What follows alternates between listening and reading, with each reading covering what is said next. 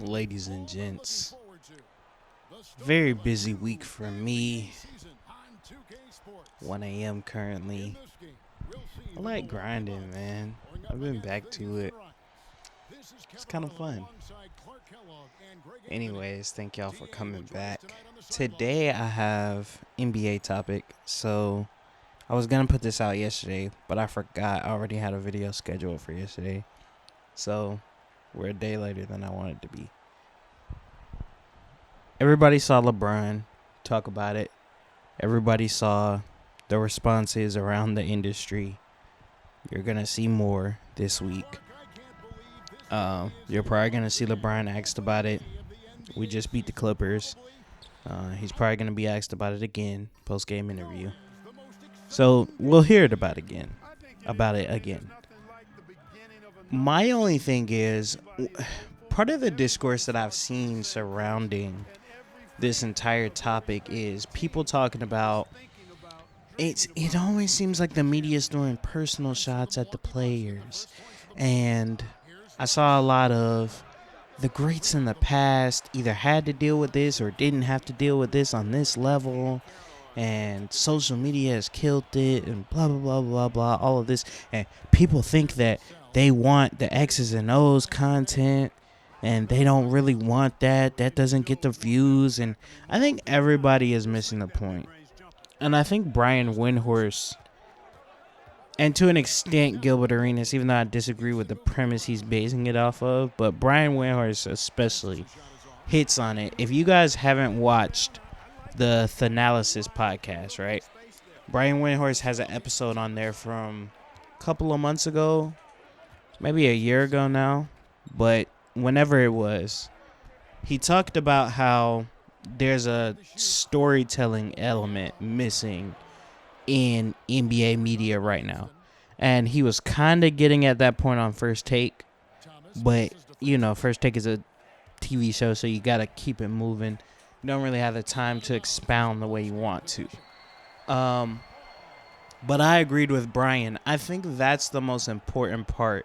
Because people were asking, people are trying to get it to where you're just always nice to the players, and it's never been like that. I don't know why these players are trying to trick y'all into saying that we only are supposed to say nice things about them. And it's like, no, it's not about only saying nice things about them.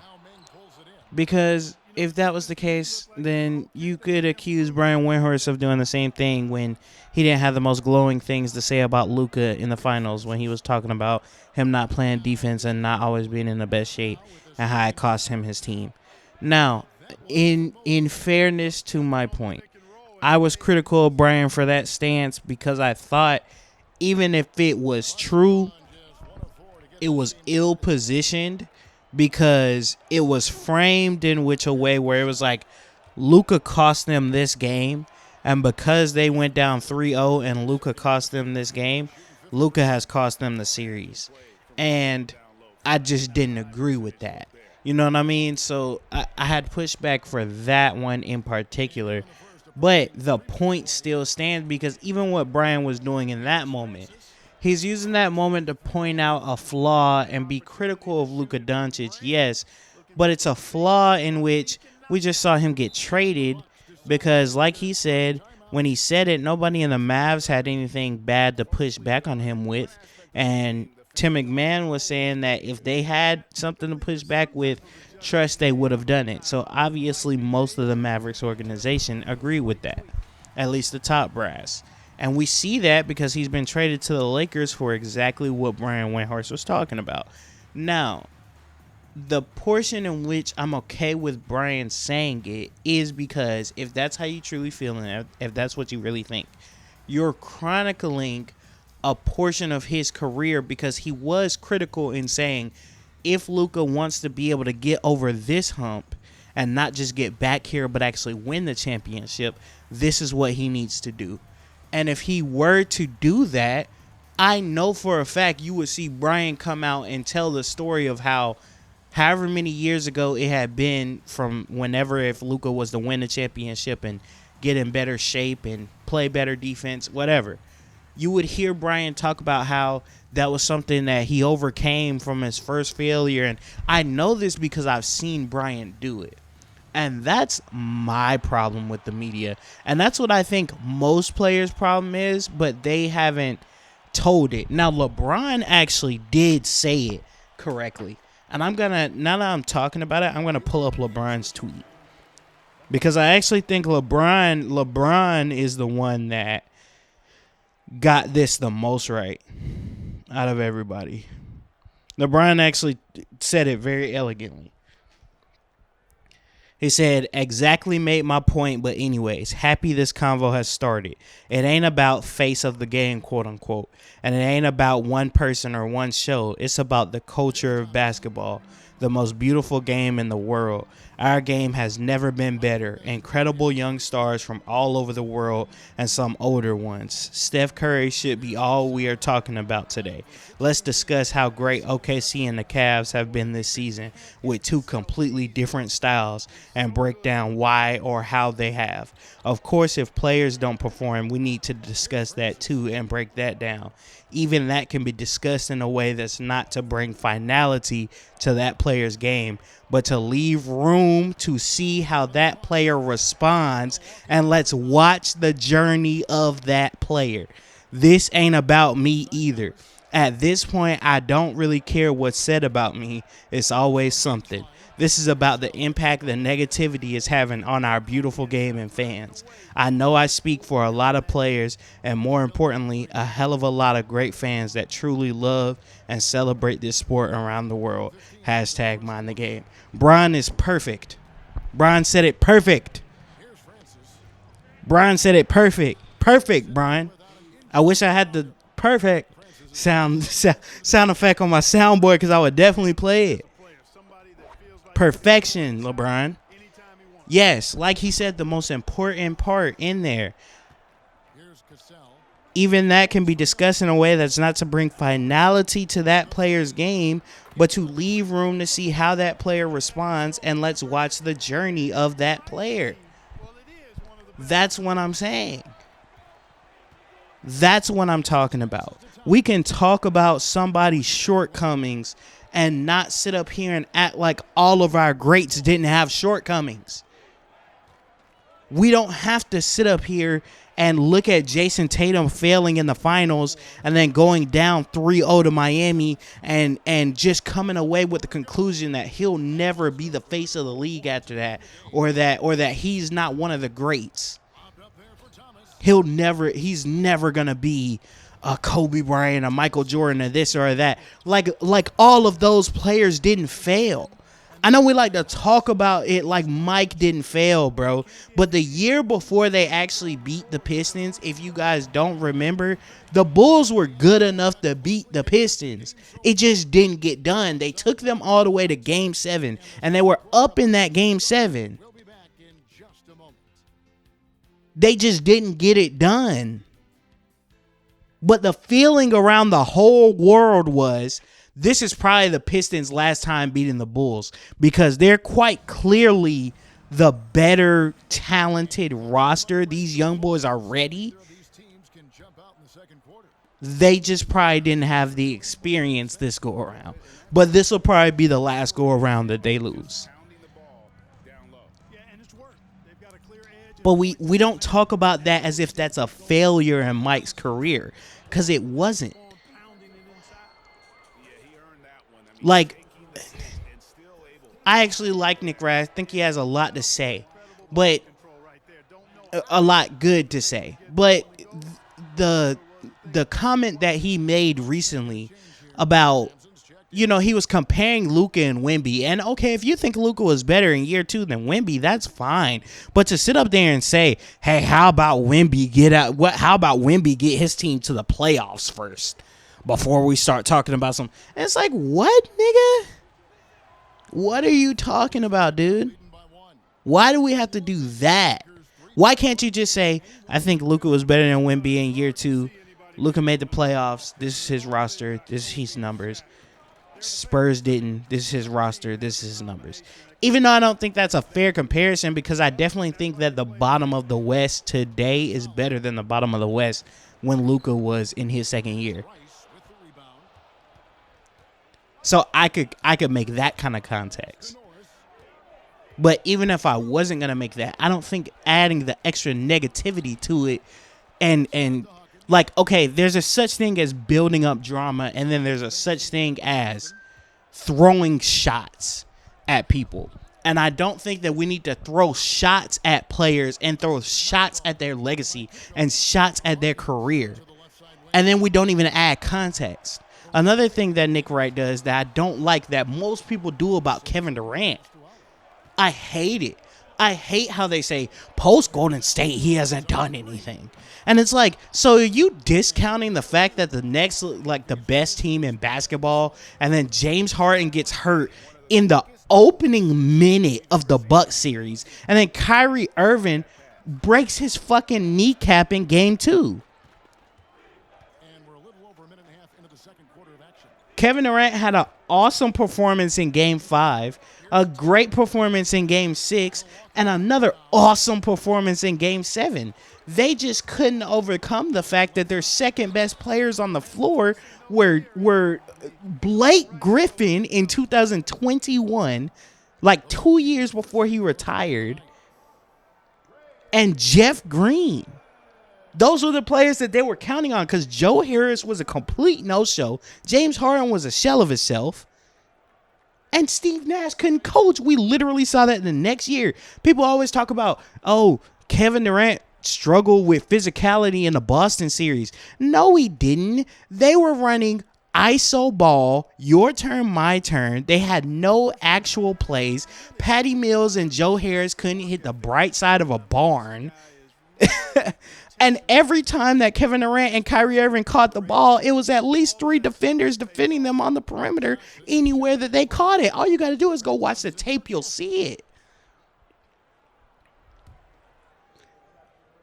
But I don't know if it's because the people don't understand the game enough to, like, you don't have to sit up here and break down the dribble handoff schematics. You can at least give that kind of analysis. That's basic analysis. All I'm saying is, let's actually talk about what happened on the basketball court rather than running with narratives and empty stats. But the reason we're going to do that is because we're just going to send our stat teams.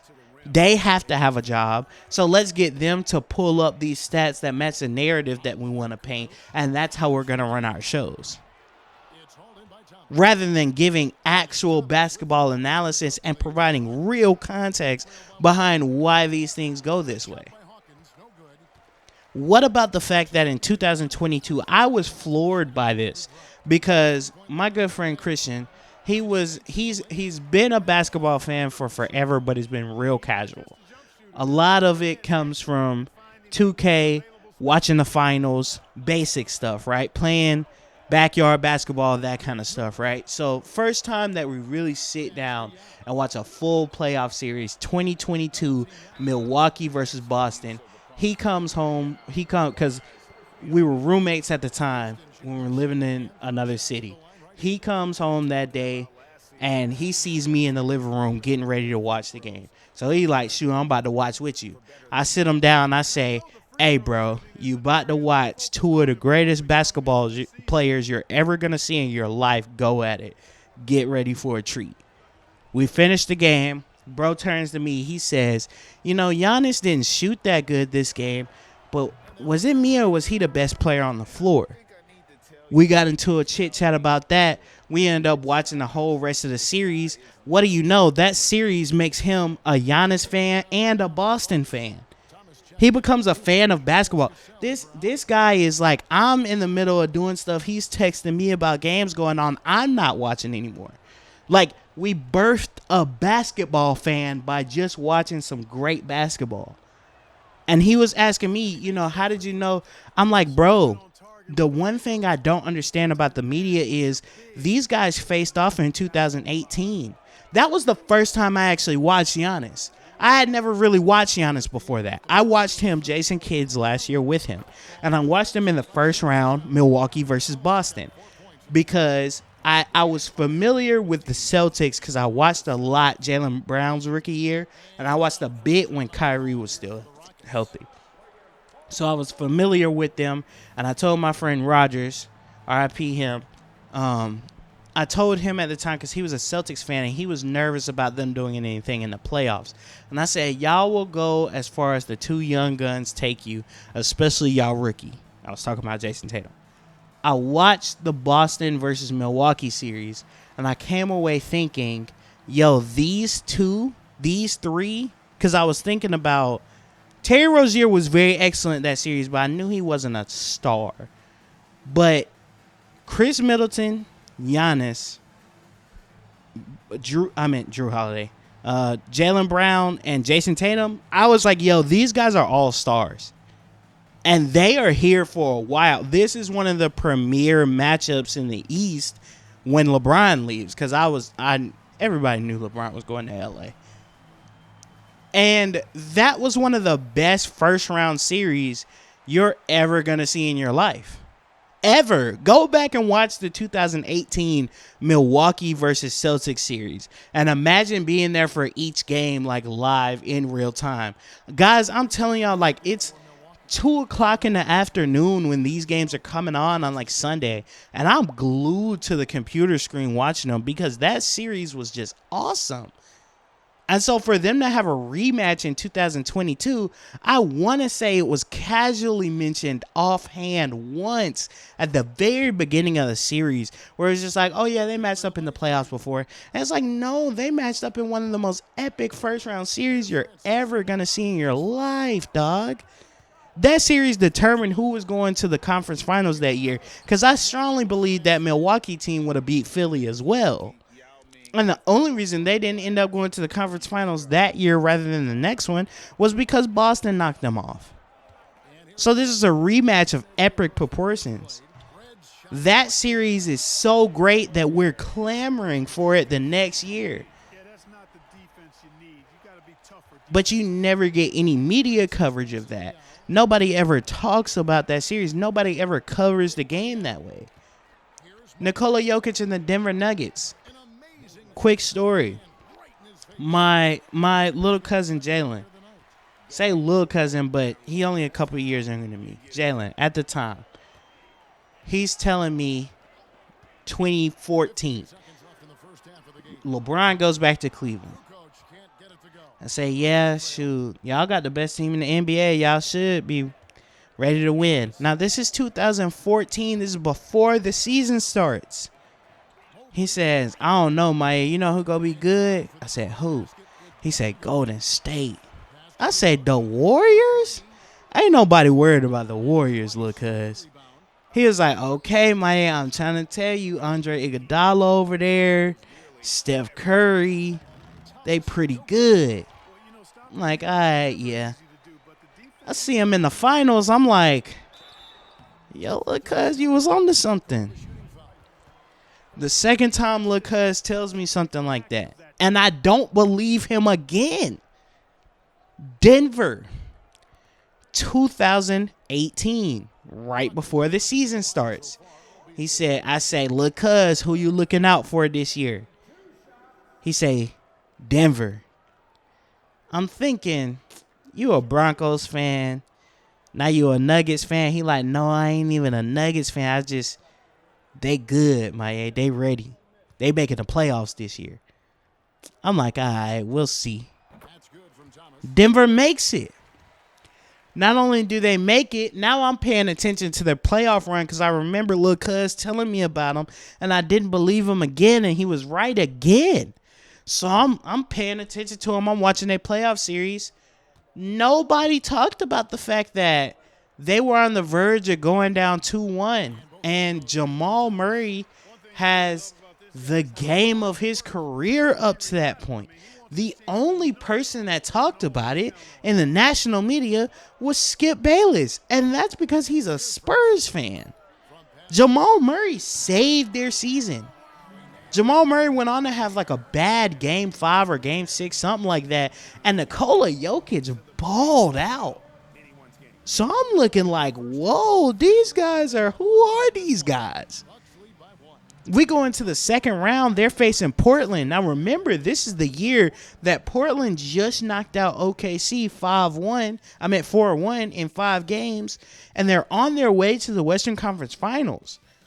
Portland and Denver has a game in that series that goes to triple overtime. It's one of the best duels you're ever going to see with Jokic versus Dame, dog.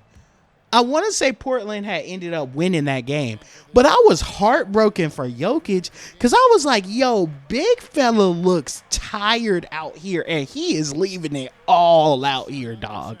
He's leaving it all out here. Jamal couldn't do anything that game. I was like, bro, he's leaving it all out here. I think Dame gets a little banged up in that series. It goes back and forth. Game 7, Jokic and Dame are spent. Maybe Dame's hurt, but Jokic for sure is spent.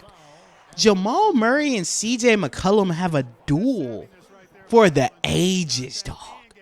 Game 7, they were going at it. It went to overtime. They're hooping so hard. So the first year that Denver makes the playoffs, they're in Game 7 of the second round. And then the very next year, they upset the Clippers from down 3-1 and go to the Western Conference Finals.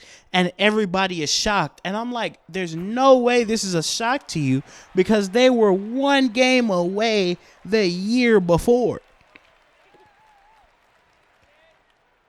If you would have watched that playoff run, you would have knew how good they were and why they shouldn't have been down 3-1 to Utah or the Clippers in the first place. But because we didn't watch these playoff series, because we didn't cover them, we don't know about this. Orlando, this year, they've struggled, but they were off to the races hot at the beginning of the year. And I actually forgot something about Orlando. They were a top 3 and 4 seed this time last year. February last year, Orlando was a top 4 seed in the East. Actually, I want to say they were 3rd and slipped to 5th. But if you would have, nobody watched the Cleveland versus Orlando series in the first round last year except me. I get it. But that's part of the problem because these people are the ones that are paid to celebrate and inform people about the game. Paolo Banchero is a former number 1 overall pick. When he makes the playoffs, somebody should be talking about him, especially when he goes against Donovan Mitchell, the guy who knocked Russell Westbrook, Paul George, and Carmelo Anthony out in 6 games his rookie year. The guy who led the Utah Jazz to the 1 seed in 2021. Donovan Mitchell is a top 10 to 15 player in this league. And he has been for a long time. And he barely gets any coverage just because he plays in Utah and because he plays in Cleveland. If he was to do what he's doing in Cleveland this year, or what he did in Utah in 2021, in New York City, he would be the MVP of the league.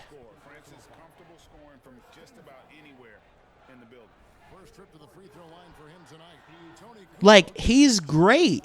And so for a star like that to be playing a number 1 overall pick in Paolo Banchero, and nobody talks about the series. And it was an epic series, by the way, because nobody could win on the road. And I came away thinking Orlando was really looking like they were better than Cleveland. Them young boys just didn't have no experience, and so they couldn't win on the road. Paolo has a few things to work on. Franz was terrible in the playoffs in that first round series.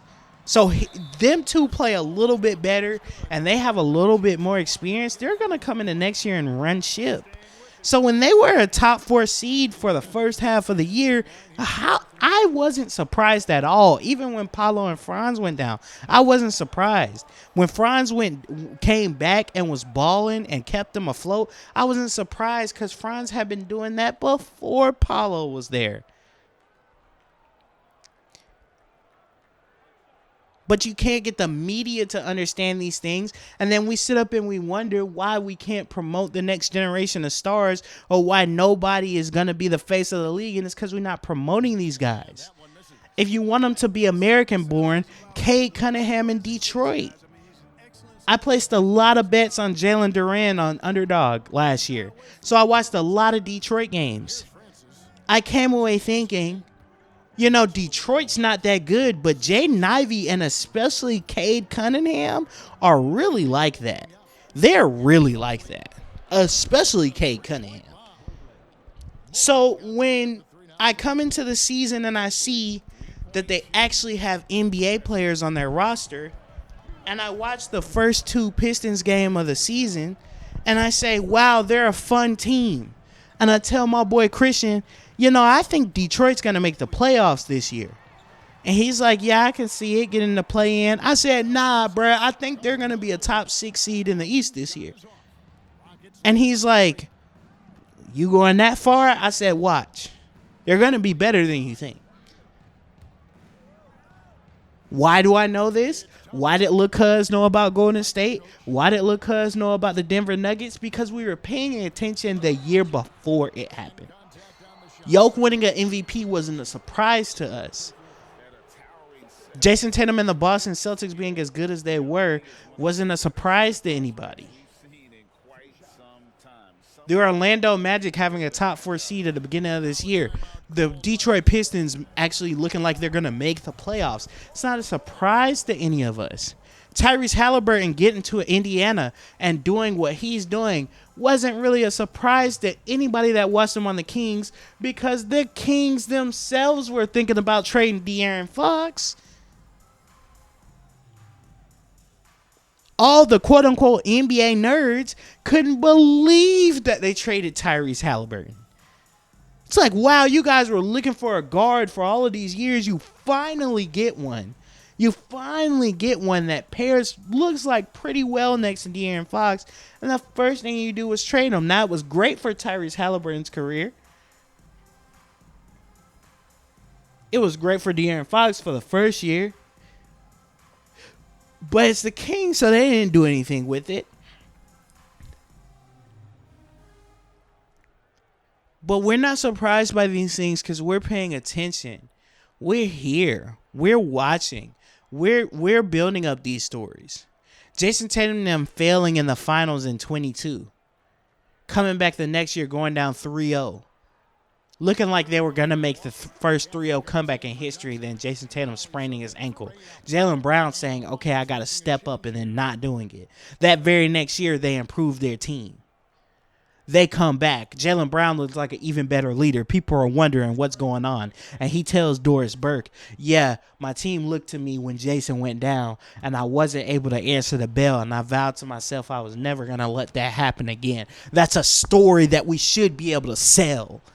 We should fall in love with that story.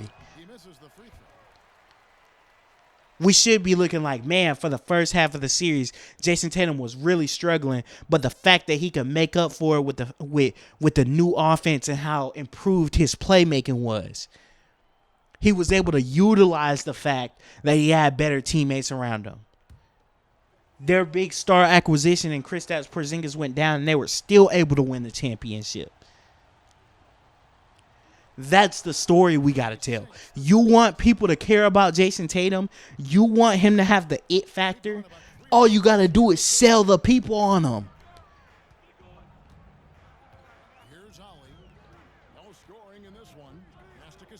We trying to sell Ant by comparing him to Michael Jordan and then getting mad when he can't live up to that. And it's like, bro, fuck Mike. Mike ain't been here since the 90s, nigga. I am 23 years old. I never saw Michael Jordan play, bro.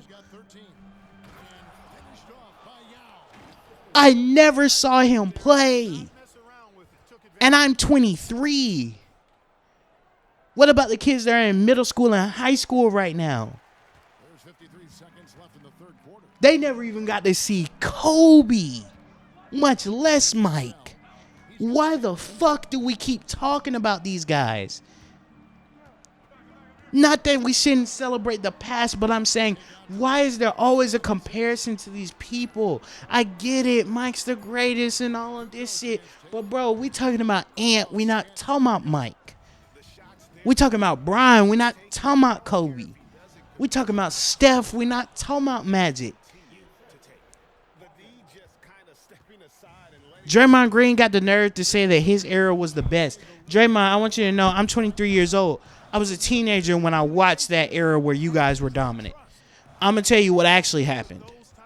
The Rockets were great. The Warriors were great. Who the fuck else was in the West? Besides the young and upcoming teams. The Cavs were great. The Raptors were great in the regular season. But everybody knew they were going to get smacked by the Cavs in the East. Who the fuck else was in the East? And don't get me started on the bottom teams. There was no play-in. 9 through 12, awful. Let me tell you. I'll be the first one to tell you guys. Awful. Awful. It's not like it is today where last year the Warriors win 46 games. 46 games and they're the 10th seed. 9th seed, something like that.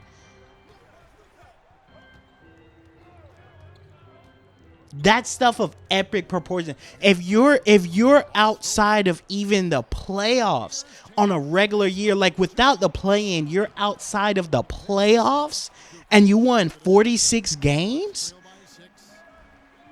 You're 4 or 5 games over 500 and you missed the playoffs entirely? Your era was never that competitive. Never. Magic Johnson was facing people in the first round that didn't even have 500 records. Their era was never that competitive. 1 through 8. Never. But unless you study NBA history, you would never know this. And you would never know it based on what they talk about because they're never going to tell you. They're never going to bring those kinds of things up. And it's not even to poo-poo the older era. It's to say, bro, what we need to be doing is celebrating what's great about today's game. Talking about all they do is shoot threes and hearing that from actual players in the NBA themselves when that's not even fucking true. It's not even fucking true. It's just weird to me, man. Like Kevin Durant said, because Kevin Durant really loves basketball, bro. It's just really weird how everybody wants to make everything negative surrounding basketball right now. The play-in is a success, dude. The in-season tournament is a success. The internationalization of the game is a success. Luka Doncic is in LA.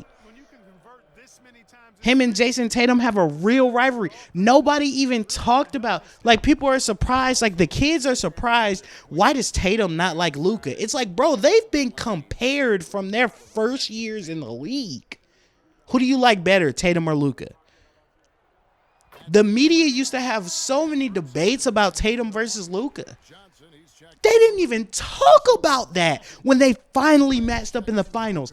I felt so alone being excited about that because I was also always a Jason Tatum guy. I was always a Jason Tatum over Luka guy. And I was excited about that. I said, man, I can't believe we finally get them in the finals. Finally get them in the finals.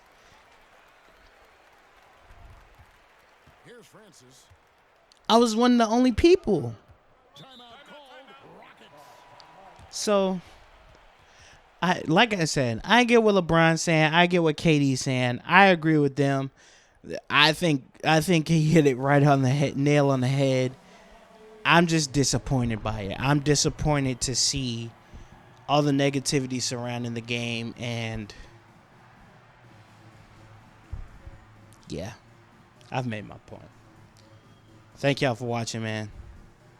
Peace.